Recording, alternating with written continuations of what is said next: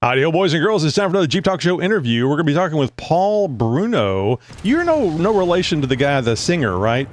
Bruno. Oh, that's Bruno Mars. I'm thinking of something else. I'll take it if I can get some of his money. Oh, that'd be nice, wouldn't it? Recognized as one of the most knowledgeable living experts on the earliest history, origins, concepts, and creation, design, development, implementation, and worldwide delivery of the iconic Jeep vehicle, Paul Bruno has spent 25 years researching, writing, and studying early Jeep history. We have some people on the show that just absolutely adore the early Jeeps. I didn't get into the whole Jeep thing, get interested in it till I was about 16, 17. So that would have been the CJs. So I really don't know a lot about the early Jeeps. I've learned a lot of it through the show and through some of the individuals that have been on the show, like yourself. So appreciate educating some of us, including me. Paul has more than 35 years of experience in the fields of project management and information technology. He holds a bachelor's degree in management and computer software, as well as a master's degree in business administration and history.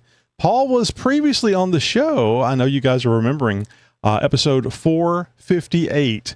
And that was October of 2020. Paul, you were just asking me when that was, because it was some time ago. That was, was COVID going on then? I think it was. I think January, February, or March certainly, I think of 2020 is whenever COVID officially hit the news, or big time on the news.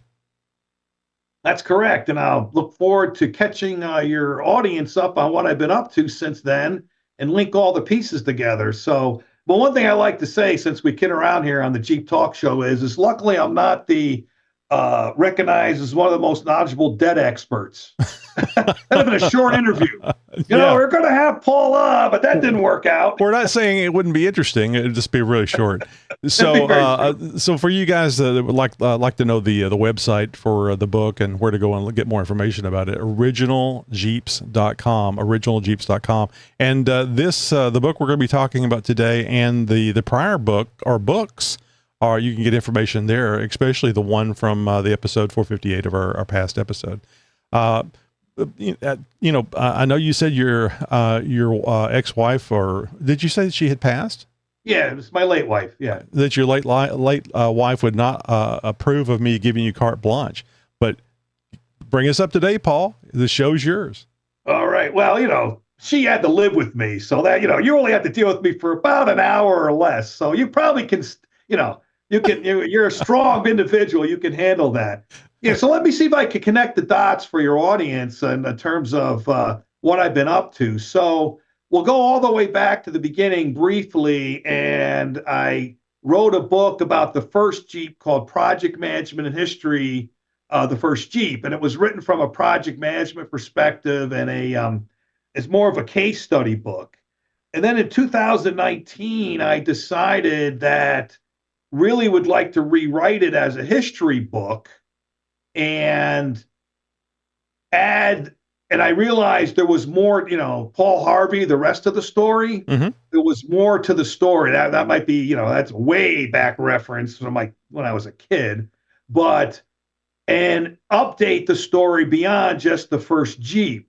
And it's interesting that you mentioned COVID. So we started in 2019 to do that project. And early Jeep history can be broken down into three distinct periods. Basically, end of World War I to October 1940, when the first Jeep was tested and accepted. Then October 1940 to about March 1941, when they did all the machinations to get the experimental models done, where they ordered 1,500 from Bantam, Ford, and Willys, who were the three manufacturers they were dealing with. And then there was a third section from about April 1941 to January 1942 where things happened.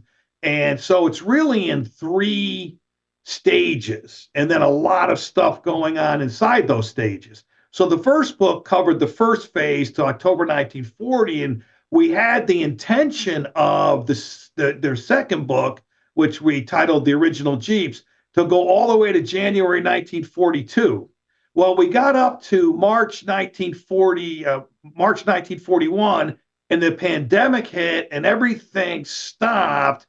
And we decided that it would be too hard to complete the work all the way through to January 1942. So the original edition of the original Jeeps came out 2020, covered through March 1941, and covered basically the original prototypes and basically how they got to the contracts for the 1,500 experimental models, which were the BRC 40, Bantam Reconnaissance Car 40, the Willys MA, and the Ford GP. And they were the successors to the Bantam Reconnaissance Car prototype, the Willys Quad prototype, and the Ford Pygmy prototype.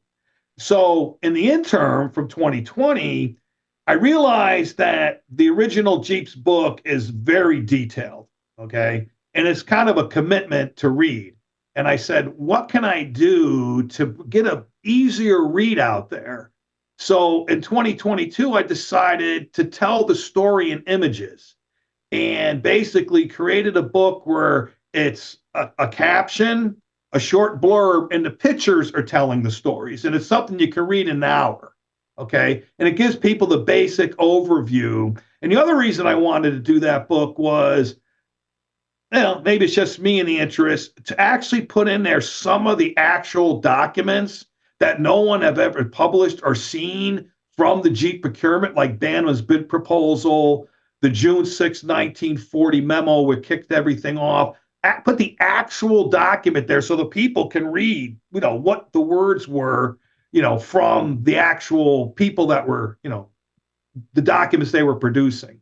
So that came out and that worked out really well. And then finally, this year, really the beginning of this year, I'd known for 4 years I had that last piece to do between April of 1941 and January 1942, and the same level of detail that I had done before. And I'm going to mention the court case because that is the core of the book. The court case, which I probably talked about in the prior interview, during the war, the Federal Trade Commission sued Willys-Overland for false advertising, say they'd created the Jeep.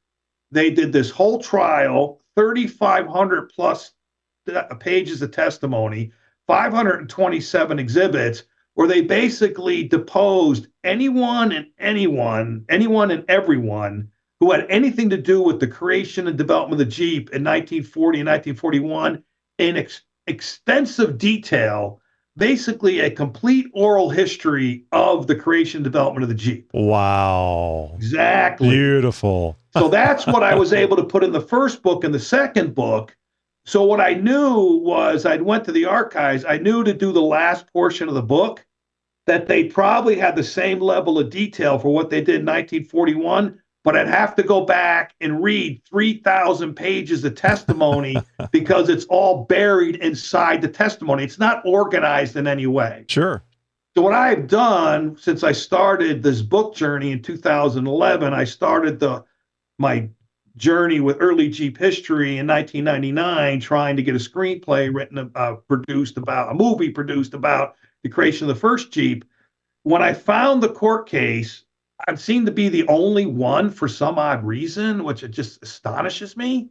That thing sat around for 70 years, and first at the FTC and then at the archives, that no one went in there and realized what this was, a complete oral history by the people who had done the work on the whole creation development of the Jeep in their own words. And the beautiful part about this is it doesn't guarantee it's truthful, but it's more than likely truthful because they were under oath. So I like to say it does guarantee that it was truthful as possible because they were under oath. Yeah. Which is different from other oral histories where, well, you interview me and I'm not under oath. So, I may embellish a few things. I have some wonderful bullshit I can spin to you here. Exactly. So, and the other thing that was amazing about it, they're under oath. And you could see when you read the testimony how seriously they took it. They were nervous. Some of these people that were testifying, you can actually read it in their words. How they had to be very careful. They had to be very careful. They were coming across honestly. It's wonderful. I mean, that's a treasure trove. I call it the Holy Grail. Yeah. Of early Jeep history, this court case. And not only did they have all the testimony for the people, it was also just a few years after they had done everything. It wasn't like 30 years later. Okay. It was done during the war. 1944, 1945. So it was only 2 or 3, 4 years before. So all the people were alive. All the people still had good memories, and they went through in meticulous detail, okay, on every single phase of the Jeep. So when I read the 3,000 pages to create what we call the expanded edition, which is why I'm on your show today, of the original Jeeps, to cover the period between April 1941 and January 1942, they had all the detail in it on the four major milestones, which were they decided to, they were testing the vehicles, and I have a whole chapter on the testing they did in 1941. I have test reports that they did, everything. And I put some of that in there to give people a flavor of how detailed they went into to test those experimental models I mentioned before. They ordered the 1,500 experimental models from all three vendors to test them and combine them eventually into one vehicle to have the best vehicle possible as it evolved from the prototypes to the experimental models. Well, then I have all the documentation when they decided we are cutting off the testing and we're going to go out and get 16,000 of these vehicles. And that's from a year before, literally exactly a year, where they were going for 70. And so you see, as the evolution progresses, you also see through the testimony how they started to realize this is something they had never dealt with before. Because you're right back with these people in the 1940s. Okay, when we're reading this, the magnitude of World War II had not dawned on any of these people in 1940. Sure, you can see it. It's like, we just want 70. Hey, that's it. And literally a year later, they're going for 16,000, which is what, 200%, 2,000, whatever the numbers are. That's a big number difference. Yeah. Yeah, big number difference. And so then there was also, and I'll give you one example, or two examples, a tremendous amount of detail on how they evolved to the MB from the MA when Willys won that contract. Stuff never before published anywhere, all in the court testimony. And then also the absolute detail on how Ford was brought back into the fold for Jeep production. All the stuff and the new chapters that we wrote to the original Jeeps. And then I found some information on in that I hadn't had before. So I updated the current text too with some extra information. Mm-hmm. But just to give you one example, never published anywhere. In the court, they had the guy testify. Now, this is one of the people, he was one of the key people of the 3 or 4 people that worked on the Willys vehicles, that worked on the quad. He worked on the Willys MA, he worked on the Willys MB. He went back to the office. They were in Toledo, came back and read into the testimony the 38 major modifications to the Willys MB from the time it went into production to 1944, which 10 pages of beautiful detail of what the change was and when it went into production, where you can read through this and it's in chronological order, exactly how the vehicle evolved during the war in terms of becoming the Willys MB that it was by 1945. It's unbelievable. That's nice. That level of detail. It's nowhere else. And you had no idea. You just but doing the book, you found out about this stuff. I bet you couldn't believe what you had found. I was stunned. I mean, literally, even after all the other, amazing tidbits, and I'll just give one from the beginning. I'm reading along, and this is what I mean. You have to read the testimony. It's question, answer, question, answer. You can't skip any of it. So I'm reading along, and I get to page 91, and it goes, now, Mr. McCaslin, you went back to the office, and you now have the document. You're going to read into the testimony of the 38 major changes made to the Willys MB since the start of production. There's been 250 to 300, but these are the major changes from your perspective and your team's perspective. It's like, are you kidding me? It's like, who has this?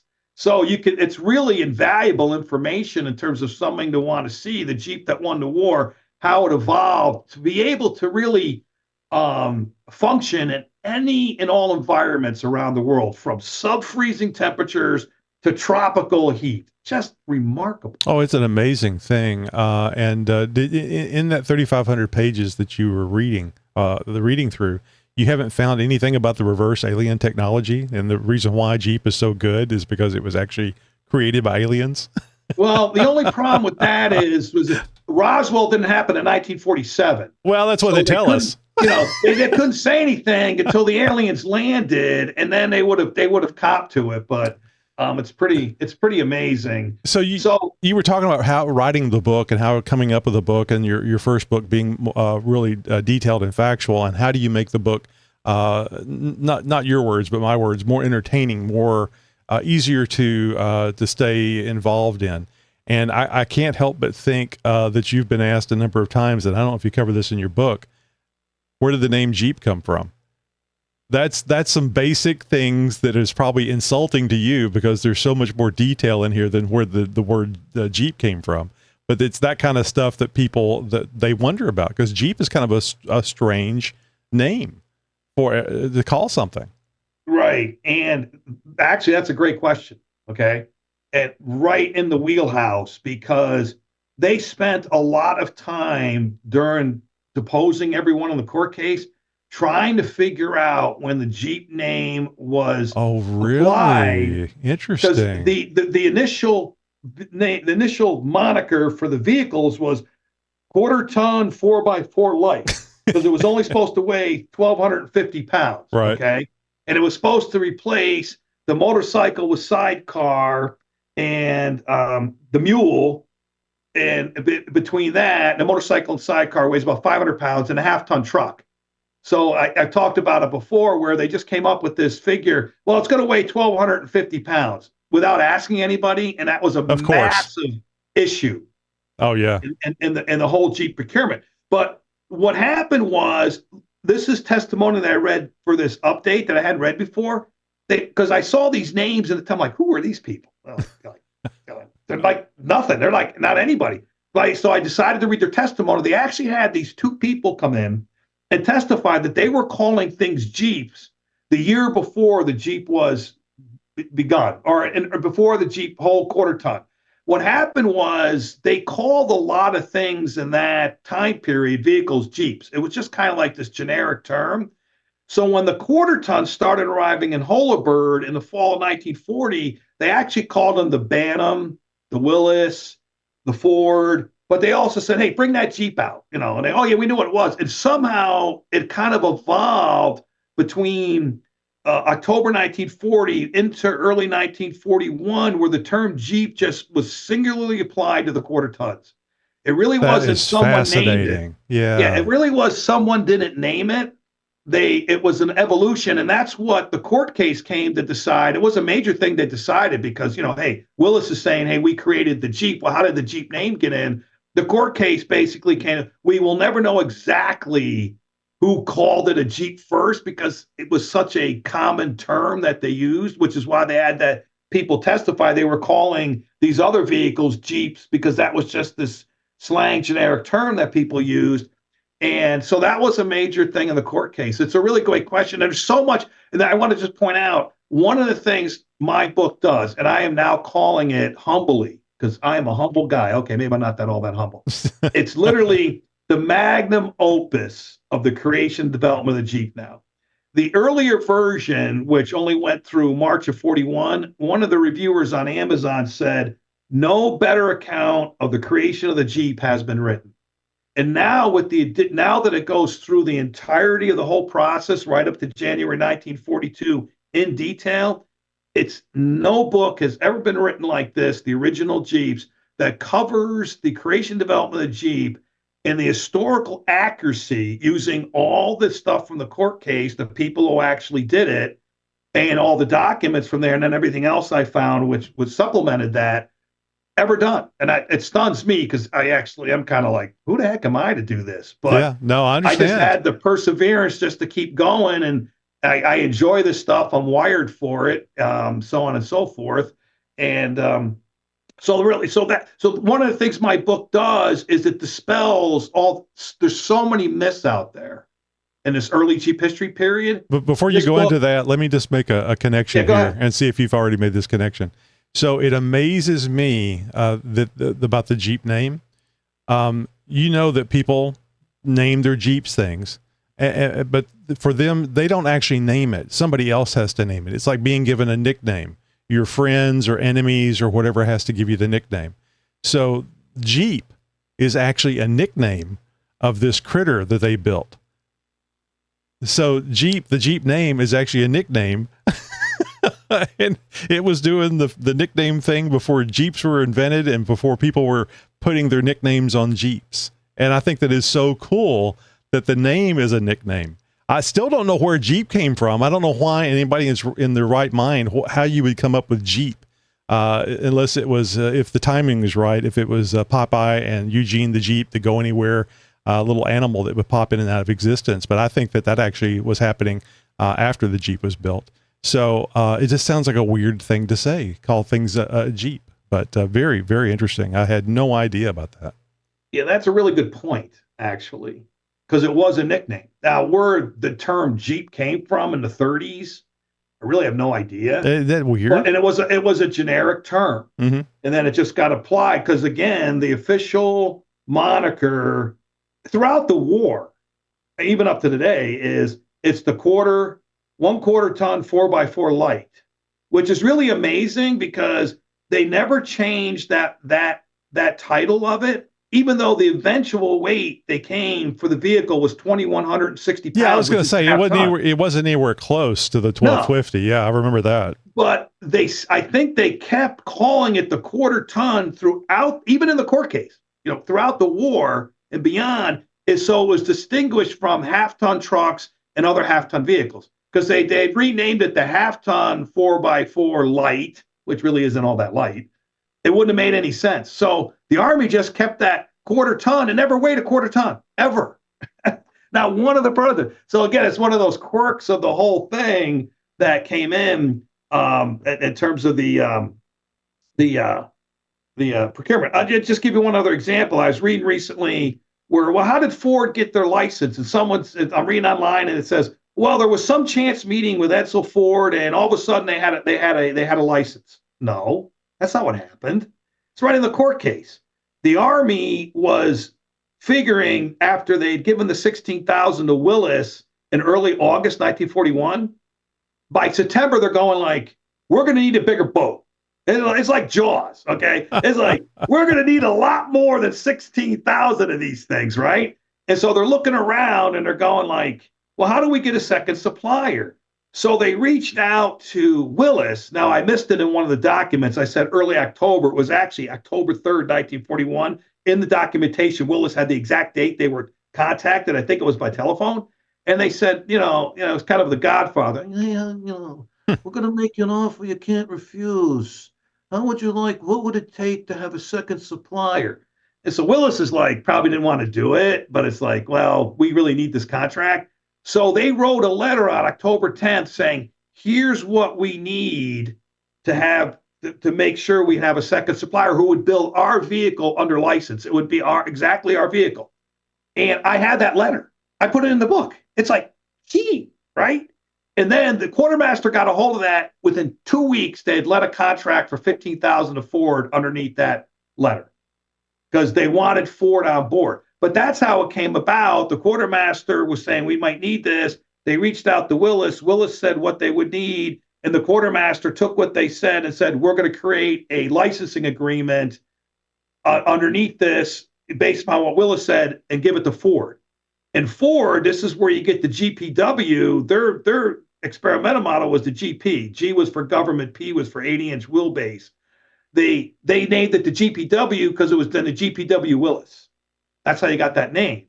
And they built the Willis under license. And one of the things they wanted to make sure was there was exact standardization between the two throughout the war. And they testified how they did that. So I put that in the book. Here's how they made sure the Willis MB and the Ford GPW were the same exact model, just being built by two different manufacturers. That would be tough because you got to figure that the different manufacturer wants to do something a little different. Engineers and people that are doing things, but it would be important for them to be the same, especially when they're out in the field and being worked on to, get soldiers from point A to point B. So that's pretty damned amazing. Yeah, right. That's a really good point. It's really tough. And it was one of the major things that was the problem in World War I was lack of interchangeability of parts and standardization among all the vehicles they had over there in France. Mm-hmm. It was a nightmare. And all these people were now in their 40s and 50s. They all remembered that. So they were fanatical about making sure things were standard. And they went through in the detail going to your point of how difficult it was, here's everything we had to do on the Willis side, and the Ford people testified. Here's everything you had to do on the Ford side to make sure these stayed always in exactly the same model, and nobody went another different direction, like you say, because it's just easy to do. Oh yeah. And the communication level and they it, had may, to it may have have. been a great idea, but you can't non-standardize it because it's going to screw something up. Weren't things, and you may not know this, but weren't things in the 30s more handmade? I mean, it wasn't it Henry Ford that actually started with the replication of the same part over and over again and made the vehicles inexpensive. So I would have well imagined that World War I, a lot of stuff was handmade. Well, again, to your audience, we did actually not set this question up. This is just happening. Yeah. But that's another great point. And you say, Paul, why is that? Thanks for asking. What happened was when everything was handmade in World War I, World War II, they had manufacturing, right? But for the prototypes, it was such a, and this is going back to the summer of 1940. So when Bantam was building their prototype, which ended up being the Bantam reconnaissance car, and Willis was building their prototype, which ended up being the quad, okay? And then later on in the fall, when Ford built their prototype, the Pygmy, they were all handmade from scratch.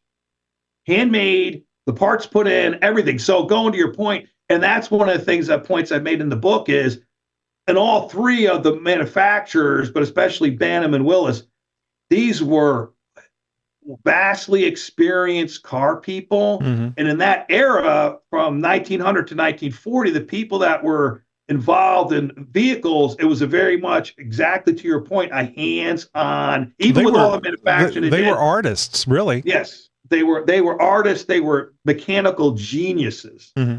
And that comes out in the book. So, perfect. In the original Jeeps, and the detail in terms of the hands-on knowledge they had, where they could actually build parts and then do the drawing after the parts were made. Oh, interesting. That's cool. Yeah. That sounds like the way I do things.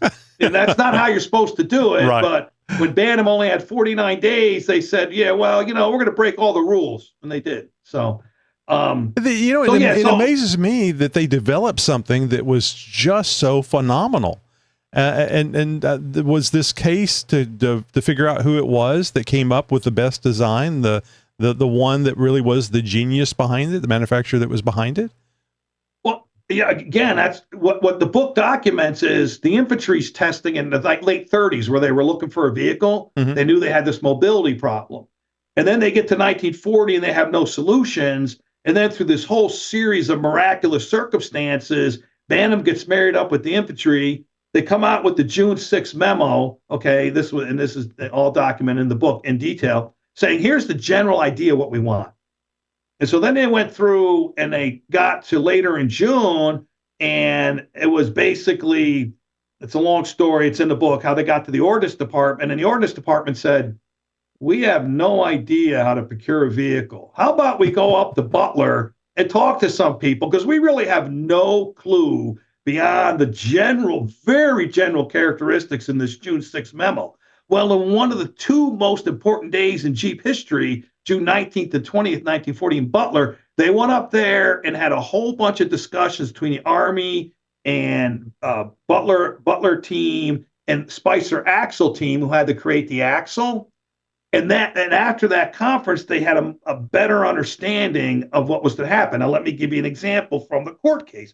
Now, most people will be able to say, well, they went to Butler and they had some discussions, and by the end of those 2 days, they had a basic idea of what they were going to do. No, not in the magnum opus. In the court case, the head of Bantam, named Frank Fenn, detailed every single thing they did from the time they arrived in Butler, the Army, till they left on June 20th, including massive detail on everything that happened on June 19th, 1940, in terms of they came in, we went to the fairgrounds, we discussed this, Mr. Chris took them on a tour of the plant, I discussed this with this, and then this is the stuff that just, it bowls you over when you're reading this. Then it said, now there was online, I saw this drawing that would say, well, we believe this is the first drawing of a Jeep-like vehicle drawn in 1940, but we're not sure where it was drawn and who drew it and why. Dudes, that drawing is in the court case, and Frank Fenn testified that at the end of the day on June 19th, 1940, Mr. Beasley and Mr. Brown took a yellow scratch pad like this person's holding in their hand, and he's pointing in the courtroom, and drew a drawing of what they thought the vehicle would look like and be like. And so now you know who drew it, Mr. Brown and Mr. Beasley, when they drew it, June 1940 at 5 p.m., and why they drew it. It was at the end of the day in terms of coalescing all the ideas they had. Amazing. And, yeah, amazing. And I'm like, why am I the only one that found this out? That says, so me being me, because humble. Remember that's the theme of this. Mr. Humble. We're going to call you Mr. Humble. So I decided, well, since I have it, I will give it its own name. So I called it the Beasley Brown drawing. There you go. go. Never given it a name. So, because they're the two guys that drew it. So well, you got to be able to reference it. I mean, in Jeep is already taken, so it makes perfect sense. Oh, yes. Thanks for, working with my ego here. It's good. Tony, I appreciate that. So other questions that are coming to your mind? So one of the questions I had, this is going back a while, but I didn't want to stop you. The documents and stuff that you're using, drawings especially, is there any copyright issues that you had to go through on that? I don't know a lot about copyright. There may be, it may be like the Disney thing where everybody can use Mickey Mouse now because it has a statute of limitations type thing on it. Well, the good news, and that's great. Another great question. Actually, should I not have asked that question? I'm no, sorry. No, actually, it's really good news because I'm an American taxpayer. So are you, right? Yep. So anything that's created by the government that's been declassified is in the public domain. Gotcha. Because we paid for it. So all the documentation from the archives, including the Beasley Brown drawing, is public domain. Gotcha. Okay. So I could use all the testimony. It sounds like wonderful stuff to have in the book, but I'm thinking, oh, you had to be a little concerned about who might come back on you on that. But yeah, if it's in the public domain, that actually absolutely makes sense. And I knew that. I double checked it. Federal government documents, every single thing. Now, there's other things I used in the book that I had to give credit for and stuff like that. I knew, but all the documentation, all the, Bantam's bid proposal, the drawing, Beasley Brown drawing, Willis documentation, that was all the stuff that's in the court case, and any other documents I found outside of the court case at the National Archives, all public documents that anyone can use for their purposes. And even photographs, which if they're created by the government, they're also public domain. I like that. That's good. It makes sense. It does make sense. So I got a question for you. You've already mentioned several things that were surprising and shocking that you found. I mean, just having the documentation was surprising, and the level of detail and accuracy. Was there anything that you were just blown away about reading in that document, the court document, the 3,500 pages, something that being a big history buff and Jeep buff, and you went, I did not realize that was that, or that was there, or anything come to mind? Don't feel bad if you can't think of anything, but. Oh, no. Again, appreciate the question. I think there was a lot of those moments, like the June 19th moment I mentioned. They deposed, I didn't mention this, on the Ford license, they actually deposed the lawyer for Willis who developed the whole license. And explained it in detail. But one good one is I'm reading through, and I didn't know this, and I didn't see it out there anywhere near, again, another one of those aha moments, that the Willis quad failed in the testing. And Willis was going to be eliminated from the competition in January 1941. And the quartermaster themselves wrote a memo, the second in command, a guy named Barzinski, pleading with the chief of staff, which was George Marshall's office, that we can't allow this to happen. And I'm like, are you kidding me? The quartermaster is writing a letter on behalf of a vendor who their own committee is saying they shouldn't continue to make sure they continue. It's one of those like, what? Yeah, that seems fishy. It's not. I understand why they did it, but it's just so unusual. Going to your point, like, what are you reading and going along, and it's like, wow, that's incredible that happened. And the other thing that's incredible while I'm thinking about that, again, aha moments is I call Willys-Overland the phoenix of the Jeep creation and development of the Jeep. They were going to be eliminated in July 1940 when they didn't get the first bid. And then they rise from the ashes to stay alive when the quartermaster says, well, if you want to build, experiment pilot models on your own expense, you could do that. So they did that. So then they go and they're almost eliminated in late January 1941, February 1941, when the quad failed, and they're saved again through the bureaucracy where it's like, well, no, you can stay. We're just going to approve your prototype, even though it didn't pass all the testing. Really? Yeah. Was it because they needed as many Jeeps as they could get for the war? It was because they wanted to keep the various interpretations of the vehicle going forward. So they had the Bantam interpretation, and they were very similar in a lot of ways, but very different. Okay. They had the Willys interpretation, and they had the Ford interpretation. So they wanted this multi-vendor approach as the vehicle evolved. So that's why they went to bat so much for Willys. And it's kind of understandable. Good. And it was good they did, because what happened was Willys went back to the drawing board and the weight got raised up to 2,160 pounds. They had put in a more powerful engine into the quad, which caused them massive weight problems. And in fact, the Army recommended, it's in the book, in the technical committee report, you need to get rid of this engine. And then I have the testimony where Delmar Ruse says, I had a meeting with Mr. Frazier and we discussed changing the engine, and we decided we were going to plant our flag on this engine. We know it's a great engine. We know it has more power, 60 horsepower to 40 horsepower. And I, Delmar Ruse, know that more horsepower in a military vehicle is never a bad thing. It's never a bad thing. And as the vice president, and so they were able to get the weight down in the Willys MA, and the Willys MA, their experimental model, proved to be a next level better because of that powerful engine, because then the Ford and the Bantam, because they had used 40 horsepower engines to try to keep their weight down. So let's move forward to the final aha moment for Willys, right? So in the new edition of the book, this is brand new material, I'm reading along, and it's like, all right, they had a procurement for the 16,000, right? So they all put their bids in, and what did the quartermaster do? The quartermaster wrote a 4-page memo, which I put in the book, called the Technical Analysis, basically saying Ford is God and Willys and Bantam stink. Therefore, we're going to give all this to Ford. That's the Paul Bruno short version, right? I mean, you read this memo and it's like, literally, I've been in bureaucracies.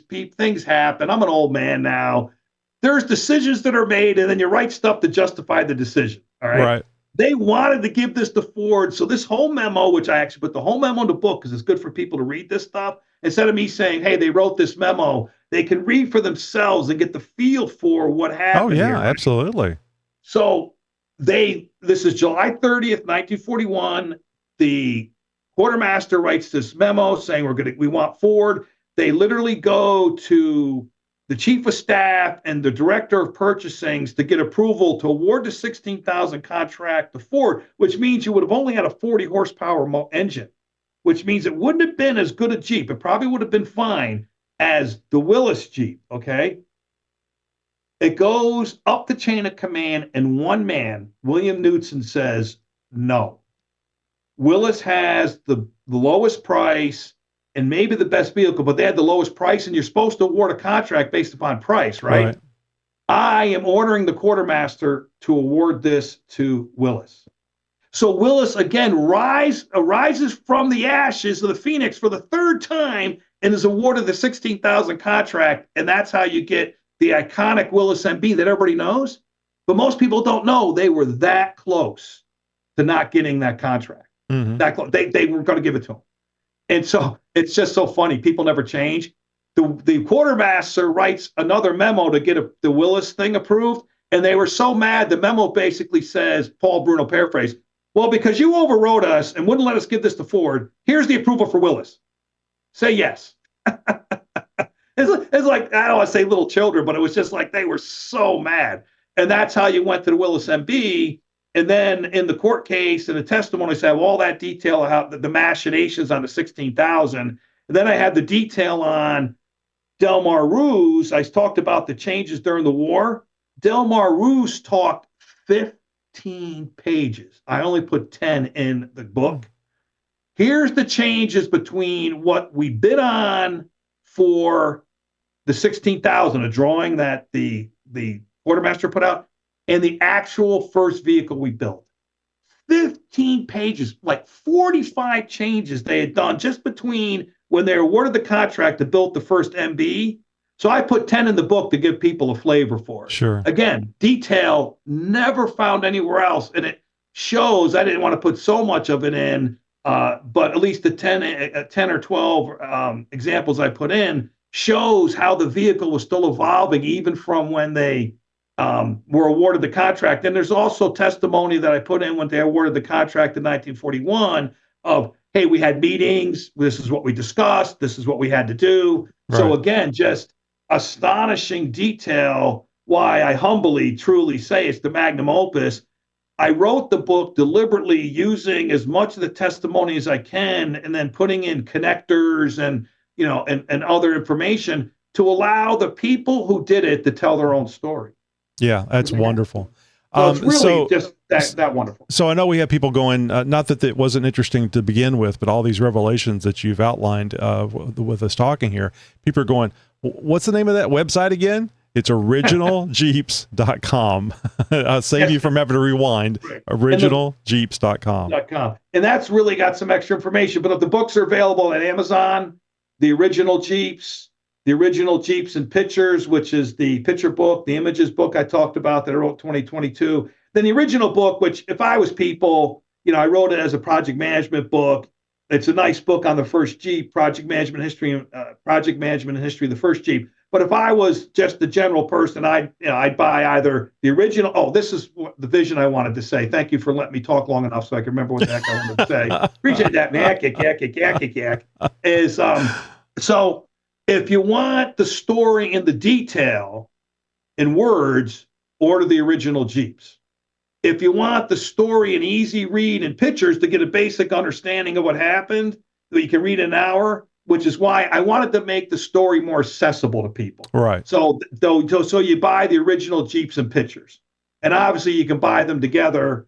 They're not expensive books. I'll tell them what it is. The Original Jeeps, $19.99, and the Original Jeeps and Pictures is $9.99. So we didn't, we tried to make them, it's more about getting the information out there than it is to become millionaires, I would assume. Yeah, for me, it really was a calling on my life, a quest to tell this story. And the further I got into it, especially when I found the court case, and for some odd reason, maybe the only person that went into it enough detail to realize what it was, what it is. So that's it. So for me, I'm not in it for the money. Never have been. It's just really, really good. And thank God for individuals like yourself that brings this information to the light. I mean, if you were just looking at this and looking at it from a dollars and cents figure, you go, nobody's going to buy enough of these to make me enough money. But it was your passion to put this information together. And had you not had that passion, I'm sure you wouldn't have run across that court case, which to me is this, it's just like a huge stroke of luck that they went through all this, if nothing else, because of the truthfulness of it. So let me ask you a quick question. And I'm sure the main answer is weight, but was there ever any discussion about putting a semblance of a roll bar on these Jeeps? Because the soldiers are out there and they're not in pristine conditions. And I would imagine a few of them got injured with Jeep flipping over. As far as I know, at least through I'm only early Jeep history through 1942.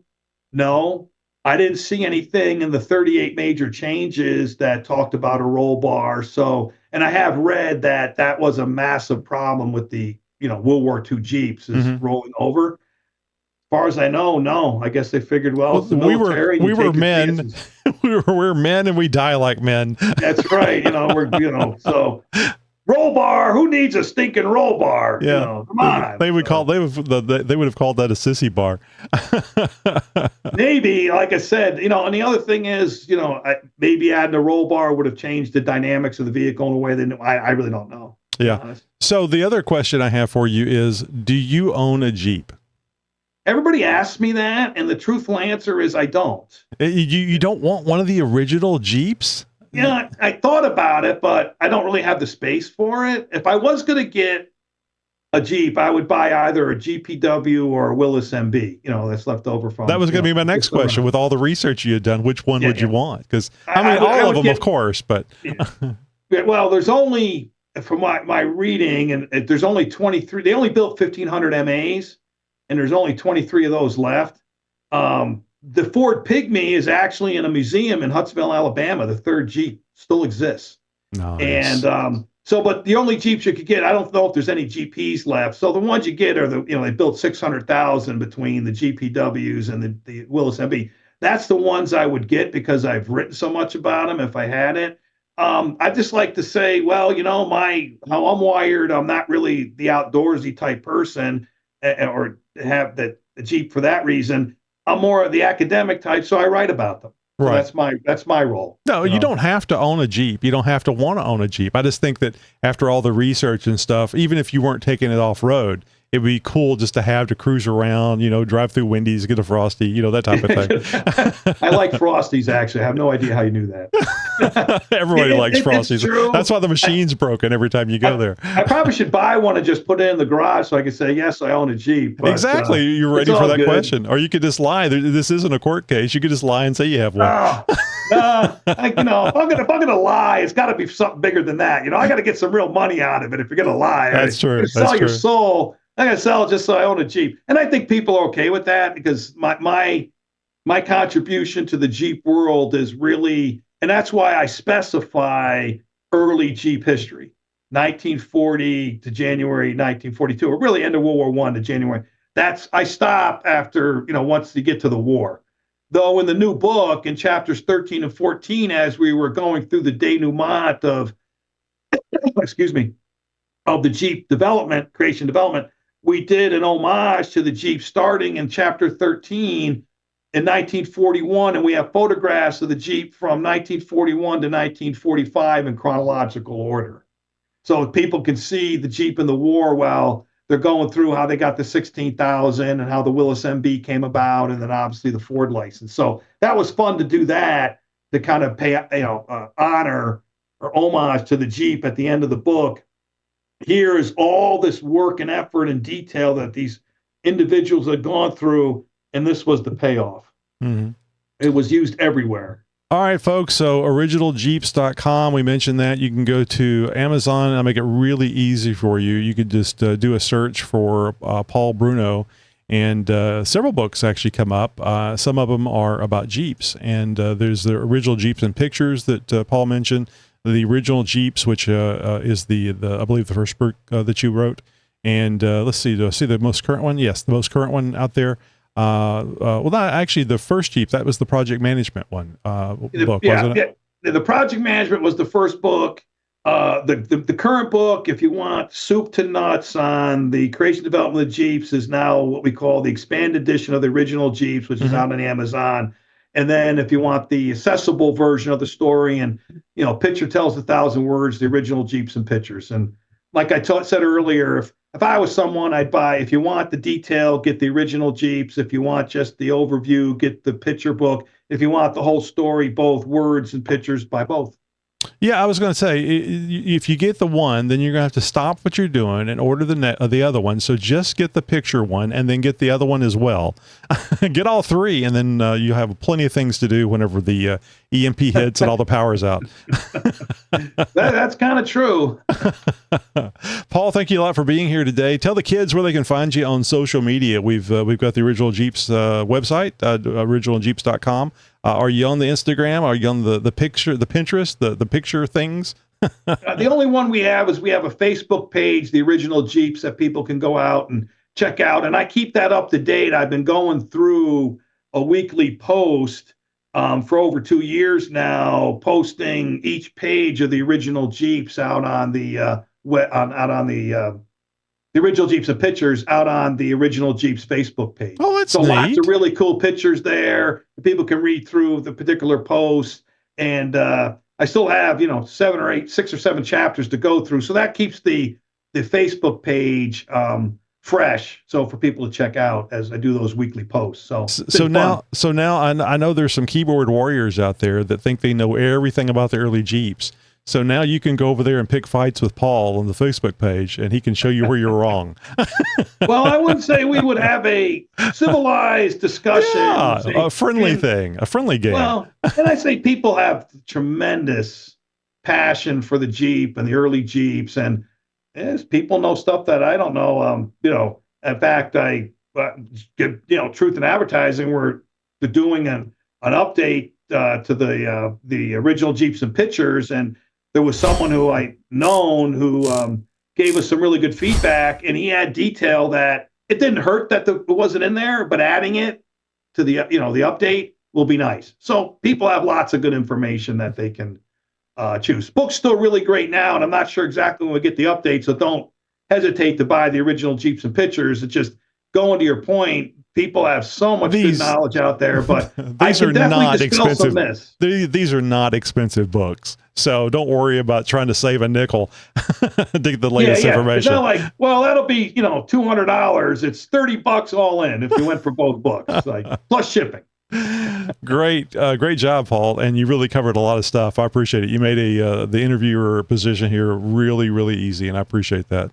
Paul, thank you so much for being with us here today. And, whenever you uncover some, the next thing you should research is Roswell. There was Jeeps involved in Roswell. We spoke about that earlier. Now you just need to go a whole nother direction. Maybe you can find some court documents that won't get you killed.